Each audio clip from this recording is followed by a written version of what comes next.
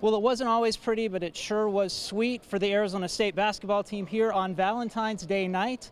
They knock off second-ranked Arizona 69-66 in double overtime. Eric Sorensen, Sports360AZ.com. I'm with Chris Carbon, ASUDevils.com publisher. And Chris, when you start with this one, you have to start with senior guard Jermaine Marshall for the Devils. He was incredible down the stretch. I think we tweeted and people were just waiting for Sendek to drop a play for him because ASU's offense was really stagnant with just the ball screen stuff at the top with Carson. And they went with, to get him hot, the play that he won the game with against Cal, basically.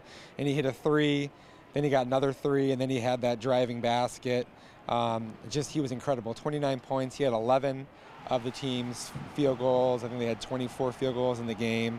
One of the best performances that we'll probably ever see in the Territorial Cup Series, especially here in Tempe.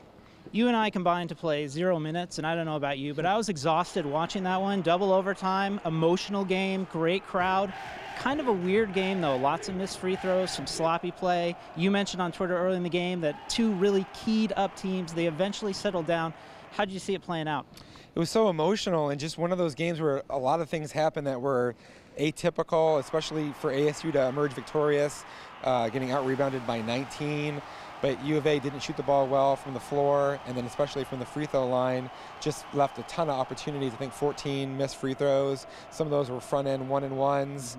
And it just, neither team could really get out from the other team in the whole game. It was close, seesaw, switching, score. I think the crowd was a big advantage for ASU, even though there was probably 50-50 split. Sure. The energy sort of kept ASU invested in I think ASU defended through a large stretch of the second half better than it probably has all season, and that also was a pivotal issue for ASU. This is the highest ranked victory in ASU history for a home game. They have to be sitting in great shape right now for the tournament, looking ahead, peering into the crystal ball. Is this the game that pretty much pushes the Devils over the top? I really think so. They would have to collapse down the stretch now, 8-4 in the conference. They're looking at better than 500 in the conference for sure. They have their signature win now against Arizona, which is going to be huge for them. 19 wins overall. They're probably going to end up well over 20, at least 20, 21, 22 probably would be a reasonable guess at a minimum, depending upon how they do in the conference tournament. They're probably going to be looking at an RPI that's somewhere in the 30 range now, or maybe even in the 20s.